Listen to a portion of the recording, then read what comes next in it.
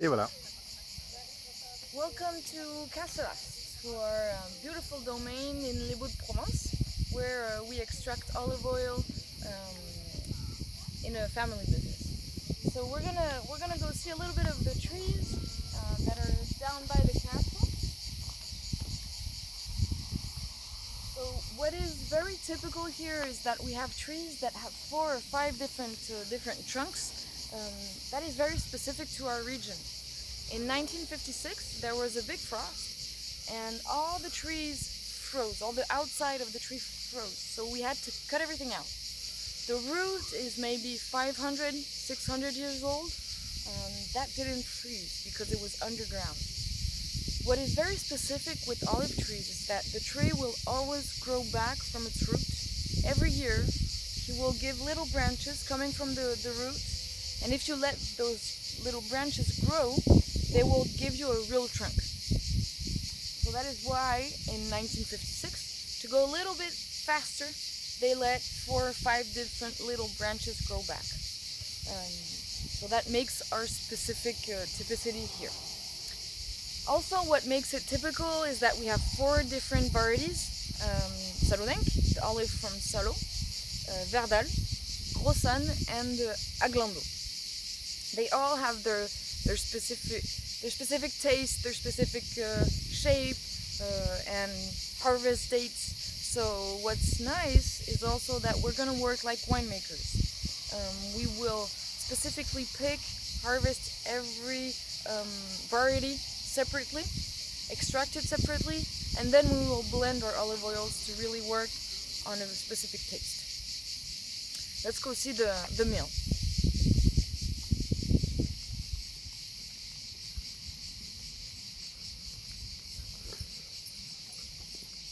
So Olive is showing us the olive road. Yeah, well, she's quite aware about all that installation.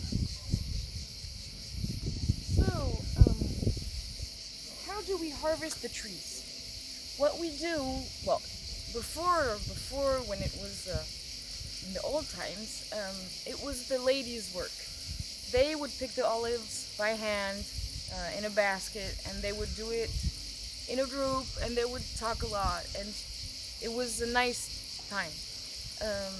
The men would be at the mill where the work it was really harder, and so that's why they would have the ladies in the fields and the men at the mill. So nowadays we don't pick by hand anymore because an olive is like a fruit. It's like an apple. Once it's picked, it will start oxidating really fast. So the goal is to pick the olives and go directly to the mill as fast as we can. So what we do today is we put big nets on the ground all the way through the field, and we're going to brush the trees as we brush our hair and make the olives fall on the nets. We pick up the nets and we go directly to the mill. The problem is when we do that, we get a lot of branches, a lot of leaves, and all these leaves will give bad taste to the olive oil. So the first step when we arrive here at the mill is to separate the olives from the rest. So on our left, this machine there is going to separate the olives from its leaves. We will put the leaves on the side, and then we will have a compost to really to work as a how would I say that in English? To give food to our field. Yeah, all right. So once the olives are separated from everything else, they go directly at the end of the chain here.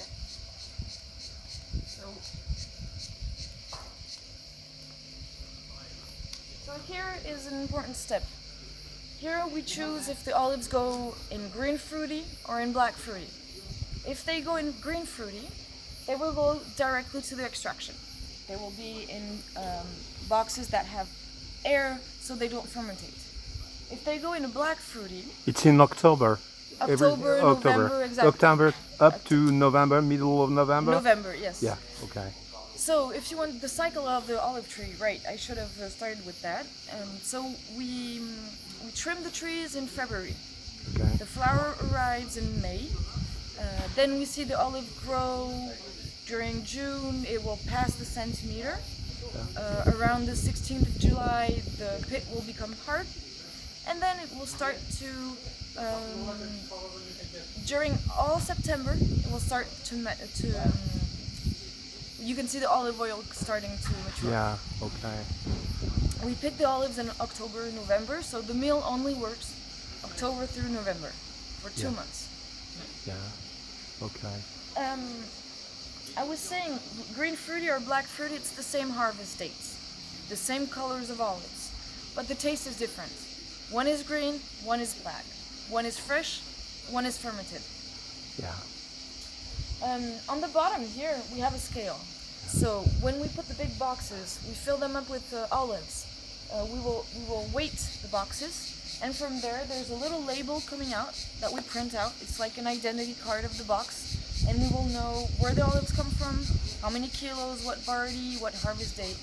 And so because we're on an AOP, we really need to trace the olives. Yeah. To know how many kilos got in, how many liters got out. Mm. So we can check and see if there's no olives coming from anywhere else.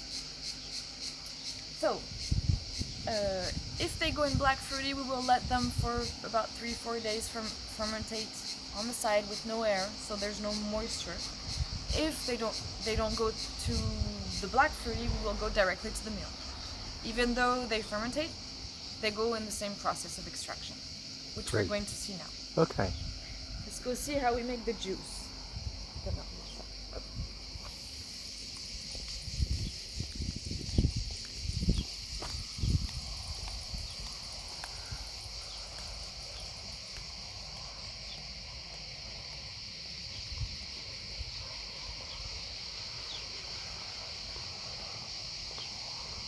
So you will see the process is really simple. Olive is arriving. Alors, Lise. So the process is really simple. You have to think olive oil as a juice, as a fruit. So you will see it's really an extraction. There's no addition. There's no. It's just olives, 100% olives. So first, here we just regulate the entry of the olives by this machine here. That will bring the olives all the way to what we call we could call it a jacuzzi. We're gonna clean out the olives first. Jacuzzi for olives. For olives, yeah. Okay. So this water is just gonna clean out the olives from great discovery. The dust. Yeah. The dust. Brand new one. The clay that we put on the olives to protect them from a little fly that gives us bad taste to the olive oil. And also we call it the jacuzzi because the water is hotter than the temperature, because October, November it's supposed to be a little bit fresh. Yeah, fresh. quite cold. Yeah. Supposed to. And the olive oil may not be liquid, so we will work that way. This machine here is the ancestor of our first machine we saw outside when we used to pick by hand. Yeah, alright. Over here we have the grinder. So the grinder is just, like the circle you have in a washing machine. It's round, it has little holes, and it has hammers. These hammers are going to crunch everything, the pit, the skin, everything that composes the olive. Over here, we just crunch. The extraction will be inside, and we're gonna go see the extraction. Yeah, okay. Follow you. Are you coming, Olive? Are you speaking English too? Oh yeah, she's So the extraction will happen over here. In these machines, we have like piggy tails that are gonna continue to crunch the paste, and it's gonna liberate the olive oil that's inside. We call it cold extraction because the paste will not go above 27 degrees Celsius. To separate the solid from the liquid, we're going to have to bring this paste in another machine, in what we call the décompteur. So over here it's a horizontal centrifuge. So it's going to separate on one side a liquid, that is water plus olive oil. And on another side, a solid part, which we're going to mix up with the leaves we got at the entry. Yeah. We're going to let them compost for about 7, 8 months, and we will give it back to the field afterwards. So the liquid we have coming out on the other side, so olive oil and water, because it's juice, we will bring it in this vertical centrifuge now to separate this water from the olive oil. Over here, the olive oil comes out, and from there you can just eat it because it's a juice. And what's going to happen next is, because we extract separately the olive, the different varieties, we're going to blend them, and we're going to have a little filtration so that we can keep it a little more in time. Because unfortunately, it's not like wine; it doesn't get better with time. Yeah, I understand that. Yeah. So it's going to simply go down in the containers by gravity, because it's the best way to empty Yeah. a hole. And we're going to Coming from this room up. Yep. Downside. Downstairs. Okay. I mean, we really got inspired a lot by the winemakers for the extraction, for the building, for the flavors, for the AOP, for everything.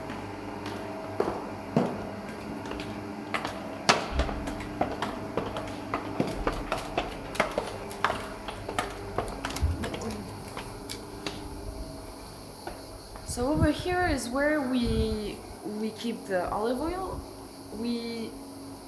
Today we don't keep them all year in these containers. What we do is we put them in smaller containers in a cold place, in a cold area, so that we can keep it a little more in time. These containers only have floating hats, so you always have a little bit of air, a little bit of oxidation, and the worst enemies of olive oil is heat, air, and light. Light, yeah, also. So all of our, I know your bottles are black bottles. Yeah. For that Nowadays we reason. can have them black. You probably knew the clear bottles, because before we couldn't afford. Yes, I remember it was clear bottles, but Jean-Benoit told me about, we are going to change all the things to black bottles. Well, we had to grow to be able to get the good bottles and the good, and today all of our bottles are dark to protect the olive oil. Even though it's beautiful, it's like gold, but you can't see it. Yeah, well, I know when you put in the light, you can see the olive oil, but anyway, it's much better for the oil to be out of light. Yeah, for sure, and eat also too. Yeah. Great. And voila, and now you just have to taste and enjoy it.